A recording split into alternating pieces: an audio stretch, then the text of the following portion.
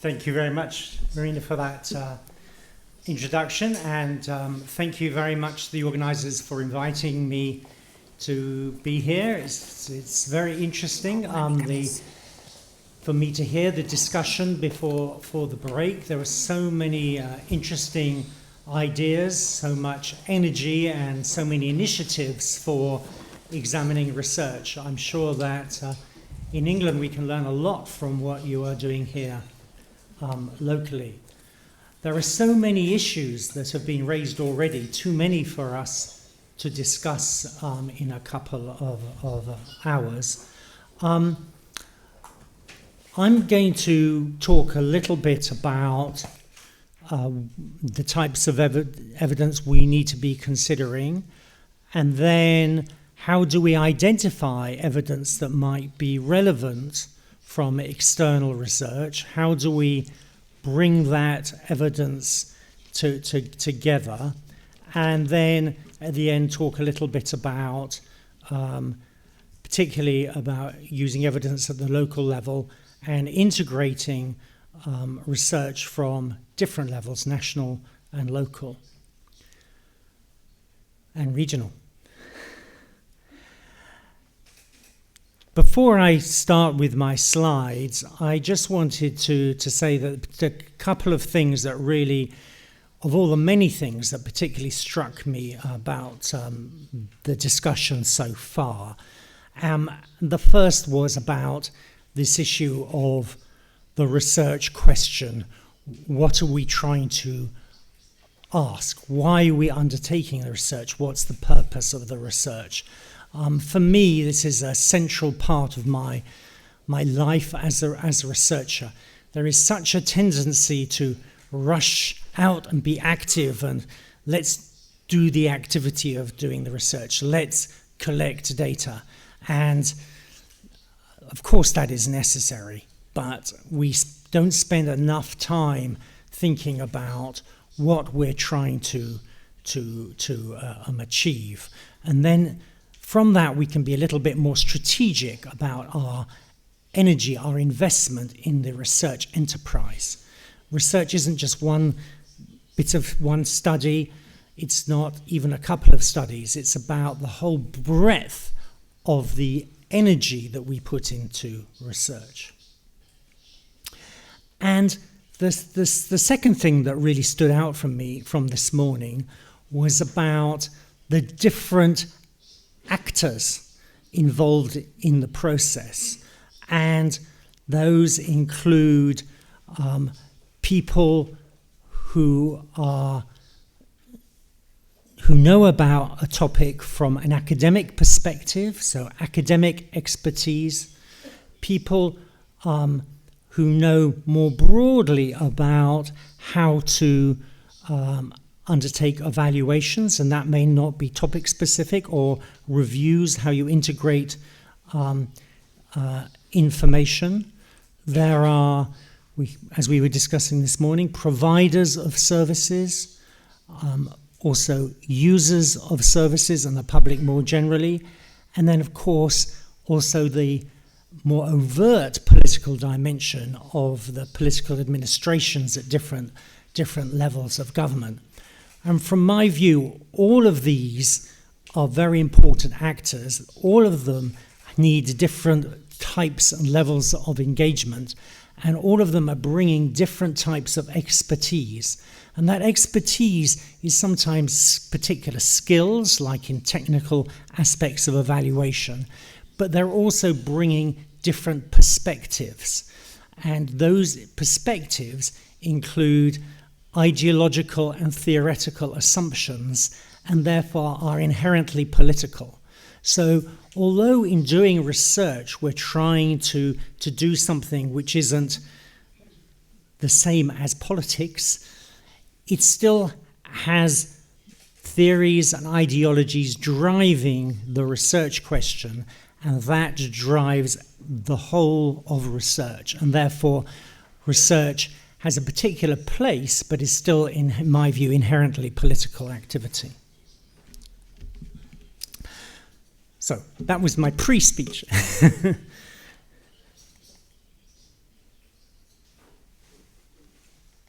Good. Too much. It works. Okay, so what do we mean by research evidence? Well,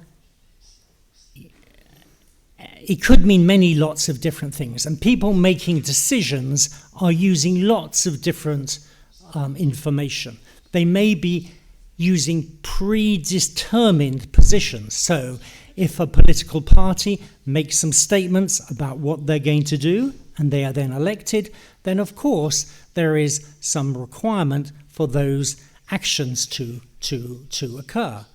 Then if further information may affect decisions to varying degrees, some of that might be what we call research evidence, undertaken according to rules for undertaking different types of research, but there'll be lots of other information available. So we mustn't, I think, be over ambitious with research. We want research to inform decision making. We want it to be part of the decision making, but it's not a mechanistic process. You don't have the research and therefore automatically the decision. I mean, it depends on the situation, the context. If I eat this food or I eat this medicine, it will kill me, then the evidence is so strong there that it will likely to be a mechanistic decision. I will not eat that. But most of the decisions we make are much more finely grained and have many more factors affecting the decision. And even though I would not want the research to have a mechanistic effect, if research evidence is part of the decision-making process, then maybe we should expect the decision makers to explain how they have or not have used the research evidence. It doesn't mean they have to use the research evidence, but they need to explain. And that may be true at a political level, but it's also true on a more local level. Nowadays in the UK, many people, including myself, when they go to see the doctor, they take research evidence with them to have a discussion with the doctor. Now, the medical doctors may not always be happy about that, and the medical doctor can have a different opinion and different advice to the evidence, but there is now more requirement for the doctor to explain why are you doing it, why they are deciding this way. They say, well, that may be true, but there is these other factors you need to take into account, and therefore there is a discussion using research evidence about the decision making. And I think that's going to progress further. You're beginning to have school pupils going in and asking their teacher, why are you teaching me mathematics this way? All the evidence suggests you should teach it another way. Again, the teacher will be challenged to explain why they're making the decisions that they are making. So research doesn't have a mechanistic effect, but it becomes part of the debate. And as some speakers said this morning, it becomes part of a democratization process as well, that there is information available for a public debate or a one-to-one debate with a professional, rather than these things all being hidden away.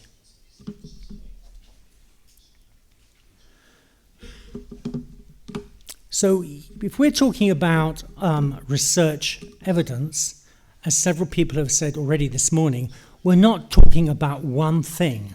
There are lots of different research questions that you can ask, and there are lots of different methodologies that can help you answer those questions. So when you look at quality of research, one's looking at the fitness for purpose of the question, and then you're looking at the fitness for purpose of the method for answering that question, and then you're looking at the quality of the execution of that fit for purpose method for answering that question. And although there are these lots of different questions and methods, there is one basic distinction in research which I think is important. And quite often people use the distinction between quantitative and qualitative research. But personally, and my colleagues, we don't like that distinction because we think it's not very precise. It's a bit unclear. We prefer the distinction between aggregative research and configurative research. And aggregative research is where you're collecting evidence together and you're trying to add it up in a way. So if you're doing primary research, you're going into the real world and collecting data, you will be collecting information from each participant in the research, and you'll say, oh, well, we interviewed 2,000 people, or we studied 2,000 people, and we're bringing that together. And if you're reviewing research, you are looking at lots of different studies, and you're bringing it together. But with the results, both for the primary research and the secondary research, you are aggregating, you're trying to add it together, which is what quantitative research is doing. But quite often, quite often aggregative research may not even have numbers available. Sometimes you have to give a story. But in doing the story, you're still being aggregative. You're still trying to bring things together and add them up. But you can't call it quantitative research because you may not have the numbers. But the activity, the purpose of what you're trying to do is an aggregative exercise. Whereas in configuration, you are trying to see how things relate to each other. So a lot of qualitative research, maybe small-scale research, and it's trying to look at things in depth, and it's trying to understand how things relate, is developing hypotheses and theories. So that is configuring. But sometimes what is called qualitative research actually is adding up, is doing aggregative work with what is called qualitative research. So for us, the distinction is not quantitative versus qualitative. For us, the distinction is between aggregating and configuring. The aggregating is more adding up, and the configuring is more organizing and is more about more conceptual work.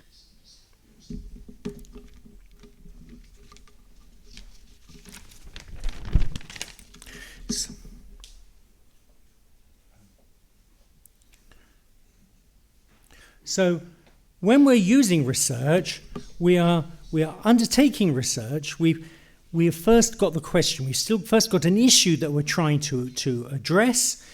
We then try and bring information to help that decision. And then once we've got that research evidence, the research, as I said, is not going to be mechanistic. We have to interpret what the evidence means for us. What does it mean for our question?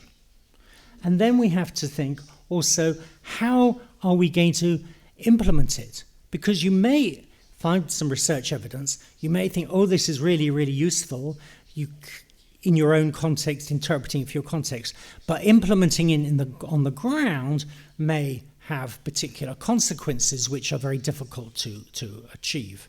So we need to make a distinction, I think, between three different stages: research evidence, interpretation of that evidence, and implementation of that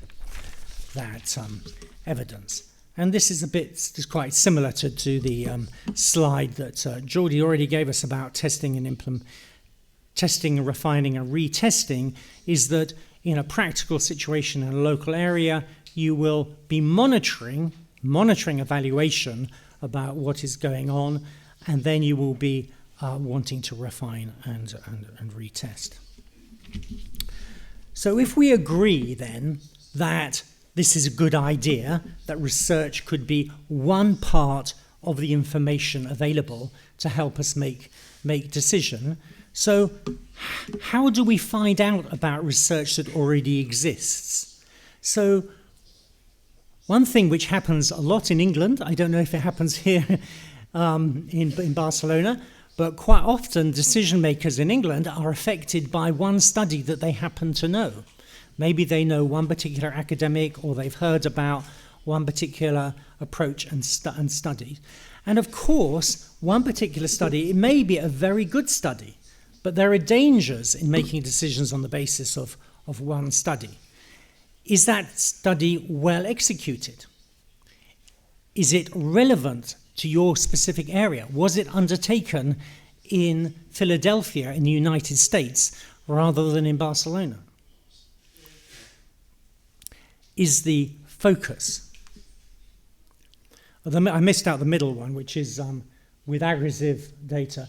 Even if a study is highly relevant and it's been well executed, if it's an aggregative, if it's a statistical study, you can get errors just from statistical error because it's based on probability. And if you've got a 5% confidence limit basis for deciding there is a real effect, that means that 5 times out of 100, it will be by chance, and 95 times out of 100, not by chance. But this study may be unlucky. It may be one of the 5% by chance that is getting that result, and it's not a real effect. So we're a little bit wary, a bit anxious about individual studies. So maybe you want to bring together studies. You want to do a literature review so you can learn from all of the studies and not be so dependent on an individual study. And I think doing reviews of the literature are a very good idea. But traditionally, reviews have not been explicit about their method. And there hasn't been money for doing reviews of literature. When you do a primary research, you need some money, you need some resources to do the study. But reviews of literature have not usually had that resource, and therefore they haven't had a lot of investment of energy, they haven't had a clear methodology. So when you read a traditional review of the literature, you may not know lots of things about the study. You may not know enough about what were the assumptions. What were the perspectives driving the review? You may not know enough about the boundaries of the research that was looked at. When you review the literature, you have to decide what studies, what are the population of studies that you're looking at. Just like in a primary study, you're saying, oh, I'm studying how to teach maths in schools. Who do you study? What are the boundaries? What age? School children across the whole of Spain, just in one area of Spain? What are your boundaries of the studies that you will put into your review? And then also, what type of studies, what type of methodologies will you look at? And how will you appraise that these studies are good enough studies that you will trust the results that you put them into the review? And then also, how do you analyze them? When I was a student, an undergraduate student, this is a very long time ago, my professor told me to go and do a literature review.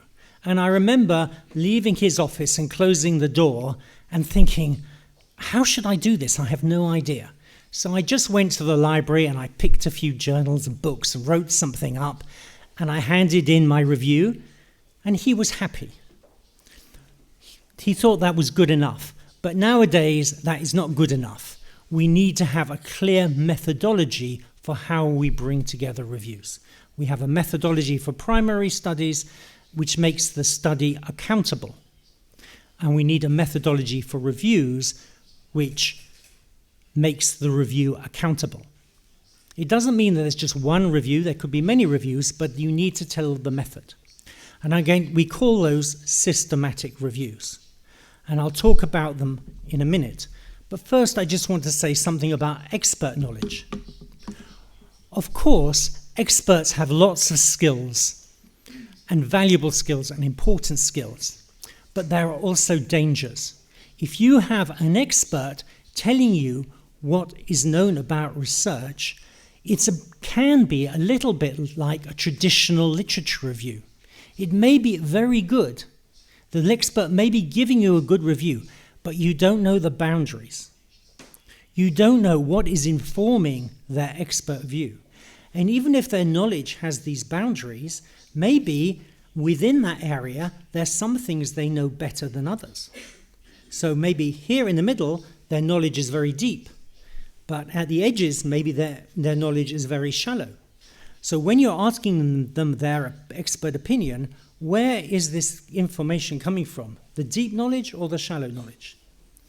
And we have some quite shocking examples in the UK of this problem, where a child has died and the young baby has died and the explanation is not clear.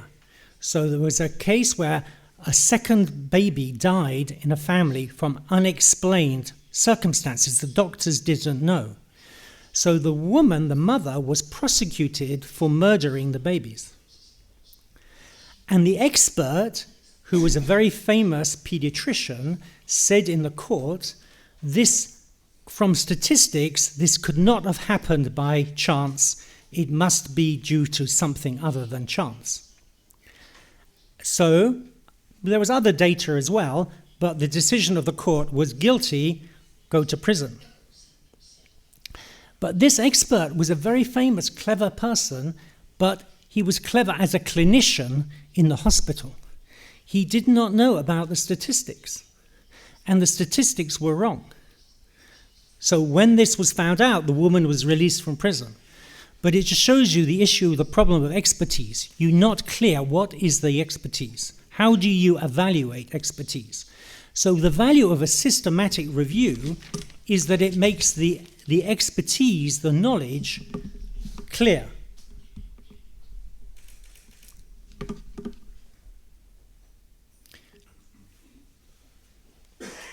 Wrong way. Sorry. So a systematic review is a formal, accountable method for bringing together what we know. And it's not rocket science. It's not really sophisticated. It's very simple. It just means systematic. You have a method and you are undertaking a review. And the logic is, before you make a decision, you may want to use research. And the question is, what do we want to know? What do we want to know that might help us make the decision? Well, what do we know already from previous research? And then you do that review of the literature, and then you can ask, well, what more do we want to know? So this process of clarity of what do we know already from previous research helps us also to be more systematic, more strategic, have greater clarity about what more we want to find out. What do we know?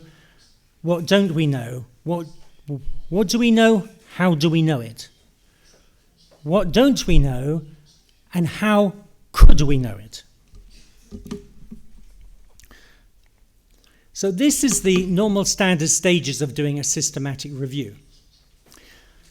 You form a review team.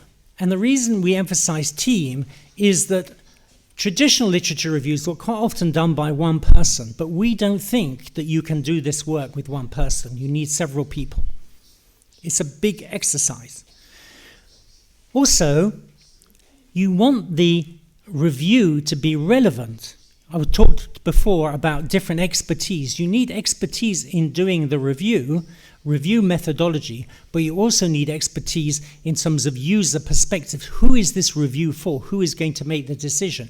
You need them to be involved, otherwise the question will not be correctly framed.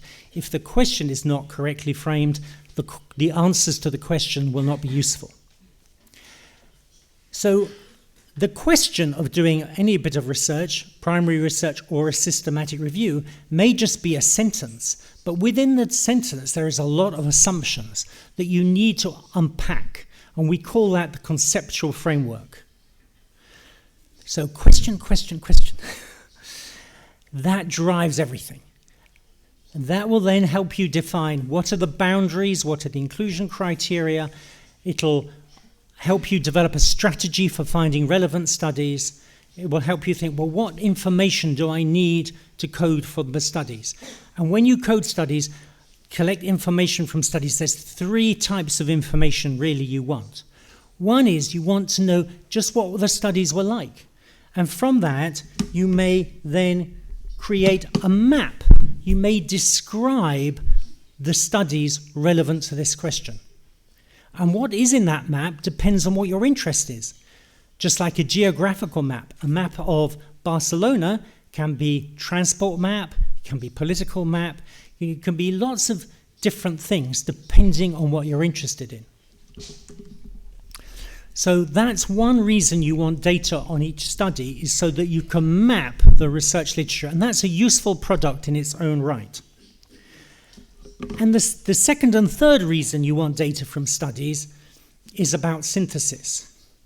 So you want the results of the study, the results of the many, many different studies, so that you can bring them together, so you can do a synthesis of those studies. But you also want data on the methodology because you want to appraise the study's quality and relevance. So you want basic information about the nature of the studies, you need data for quality and relevance appraisal, and you need results for synthesis. Now, this logic that I've been speaking to you about we need a method for bringing together what we know, that may be done by other people in any part of the world or in Spain that you then use locally. But also, it may be that you may do your own reviews locally for your particular needs. But that, because it's quite expensive to do this, you might, and takes a long time, and we heard already that people want information yesterday, not 6 months later. So you may want to do quite a brief review or a small review to help inform decisions quickly. The other issue is that many people think that this logic of systematic reviews only applies to aggregative research, quantitative type research. But this logic also applies to configuring research.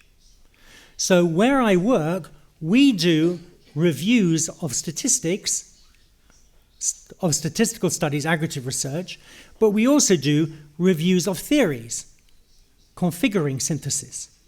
And usually we do mixed methods systematic reviews, where we review aggregative data and we review conceptual data, and then we bring together. Mixed methods is the most powerful method because you are using the strengths of aggregation and the strengths of configuration. But because I don't have much time, I'm just going to give you an example of the more famous approach, which is the more aggregative statistical synthesis. So this is what is called a forest plot, and it plots lots of different studies, lots of different aggregative studies, and they are randomized controlled trials. So these are experiments. So these are not evaluating in terms of monitoring implementation.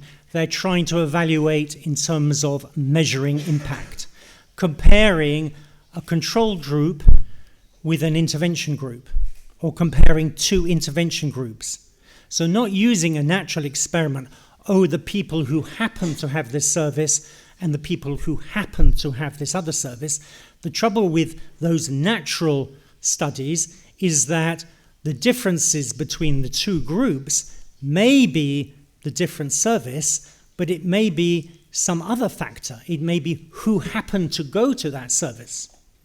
So, for example, in the UK, the hospitals with the worst outcome statistics are the best quality hospitals.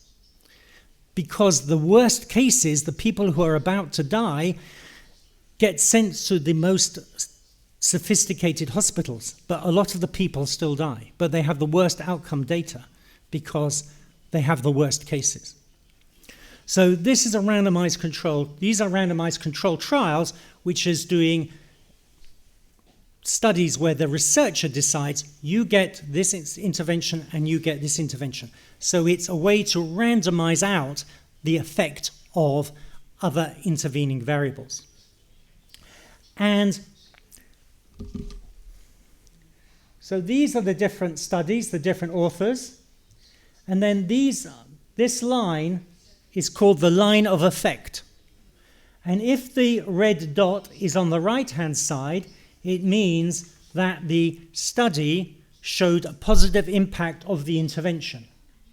So this is children's involvement in structured art activities on the outcome of cognitive learning. And if you just looked at one study, you just looked at Rauscher et al., you'd say, I don't think this is very effective. But if you look at all of the studies together, this is the summary statistic, you see it's very effective. So it's a very powerful way of using all of your data from all of your studies rather than one. These lines are about confidence intervals, but that's more detail to discuss today. But as I've said already, that reviews are not one thing. Just like primary studies are many things, reviews vary in the question, they vary in their method, they vary in whether they're very big studies or very small studies, whether they're looking at a broad question and examining it in a very shallow way, or a narrow question and studying it in a deep way. It all varies. Now, I tried to see if I could find any systematic reviews on local government, and I couldn't find very many actually, but there was one I came across, a recent one called On Economic Development, and the results are very generic, but there were some kind of take-home messages from the study in terms of what was helpful in terms of local economic development. The things that were the answers seem to me relatively uncontroversial, but I thought the competitive one was interesting, was that the studies were showing that trying to increase local competition as a way to improve services didn't seem to be the most effective strategy in terms of local economic development. But this is not my topic area. I don't have skill, so I can't really comment. The biggest problem about applying these systematic review findings that have been undertaken by people elsewhere and looking at international research is that a lot of it it may be quite narrow. They may only be looking at the impact of one intervention, and particularly a program. And that's very common for studies based from the United States, where they like programs of intervention. And there are a lot of reasons why people like that, because you have very clear intervention and you can ensure fidelity of the intervention. But programs are not very good for applying into a local context, because the context may not be suitable for that. And so we want to look more and more at complexity. We want to know not just about impact, we also want to know about mechanisms of impact, and that's why I've been arguing that mixed methodologies are going to be more useful for applying things locally than which are going to be fit for purpose and user-driven, rather than having programs that have been evaluated in a country in a very different context. I should look here, sorry. So the need for using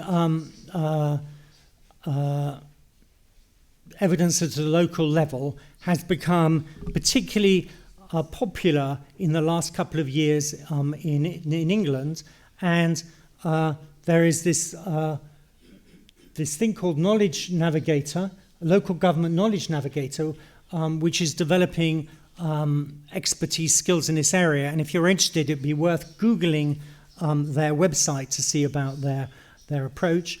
And there's also this issue about why it's important to work locally. This last year's paper, which is available free online at that web address. And the issues that are in this report really reflect that the issues that we discussed this morning before the break, about the importance of engaging with the users, the importance of thinking about why you're doing this, about what is the really demand for service. And I was very interested about the suggestion that may vary, that when it's rainy, you may need less cleaning services. So that's part of looking at frequency of demand, and looking at all of your data. And I've said here this RAS example is that we were asked to come in as consultants to advise a local city in England, their education department, because although they were quite a wealthy city, they had this minority of students who came from poor backgrounds who were not succeeding. And however much the education department tried to put in new initiatives, it wasn't changing the difficulties for progress for this minority. And we went to talk to them, and we found out that actually the city government had lots of data and had lots of other interventions available, but they weren't in the education department, they were in the welfare department. And it was just a simple thing, like all consultancies, of holding up a mirror to the education department and said, you shouldn't be talking to a university in London, you should be talking to your other department in your local government, because they had lots of data on exactly the same population, not exactly, but nearly the same population, a more sophisticated awareness of that. Central government has become more aware of these problems of information and use, proper coherent use of information, and they've developed policies nationally to try and encourage local use. So one of them is Joint Strategic Needs Assessment. So this is for health and well-being, public health and social well-being. They are telling the local services that they have to work together to do an assessment of need. They mustn't work in separate silos. So there are examples. This is an example on in Coventry, and again, engaging with the different departments and engaging with the local community is not just useful in terms of making the research knowledge more relevant and therefore making better decisions on the services being provided, but it has other payoffs. One payoff is the national government is giving money if you show impact improvement from doing this, so that's good, money. But another thing is that you're able to feed back any progress to the local population and therefore be able to justify changes in services. And quite often those changes of services may mean withdrawing some current services, which of course gets a lot of resistance, political resistance. But by doing these joint assessments across departments and with the local population, part of the hope, and people say it's happening, is it's reducing some of the local resistance to change because people are being engaged in that decision-making process. I'm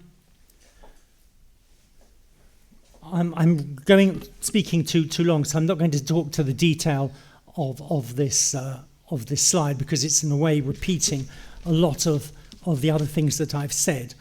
But I wanted to finish off my presentation by talking again about the importance of the national and the local working together, and maybe even supranational, European, or maybe totally international, that we need to think, if we're going to use research, we need to have infrastructure and processes that we can all use. And if we have a debate about how we do that internationally, European level, nationally, and at local level, regional, local levels, we can develop a shared language and shared systems. And just like we need infrastructure for transport, we have roads, we have railways, we have airports, maybe we also need the same for research and knowledge evidence. So I'm going to give you a list here of some of the ways that the national and regional can play a critical role together. But the particular examples I'm going to use are for something called the National Institute of Clinical and Care Excellence. So this is a national organization that produces stakeholder, user-driven guidance on what are the best services in clinical health, public health, and social care. And it involves stakeholder consultation and stakeholder involvement in a guidance development group which drives the whole process.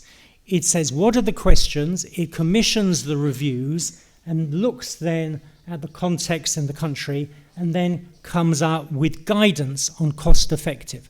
So this is more than a systematic review of the evidence.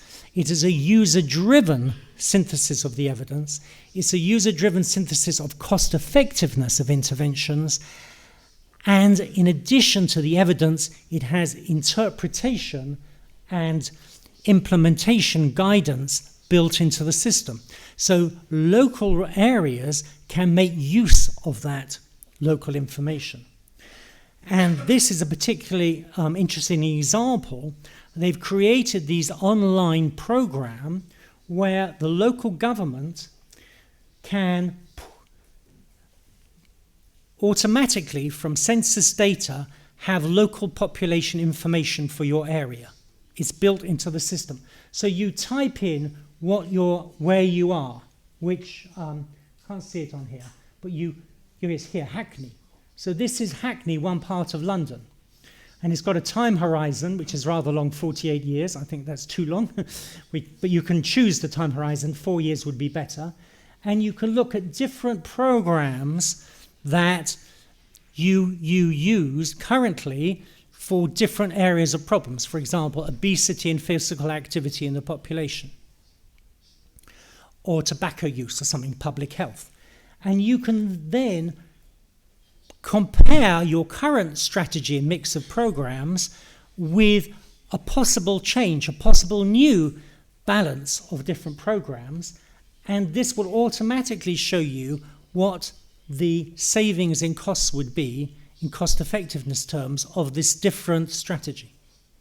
So this is a national resource with local data available for you to put into the system and allow you to know on a local area the likely impact from the research evidence we have on changing your balance of investments in a particular area. So I think it's not perfect, but it's a very interesting way for us to improve in the future by having national services and local services and intervention working in hand together. So I'm very aware I've talked too long. So thank you for listening to me, giving such a speedy lecture. And here's some resources on some of the resources we have from where I work. And we also have a wonderful MSc, maybe not as good as Madrid, but we have an MSc in social policy and social research too. Thank you very much.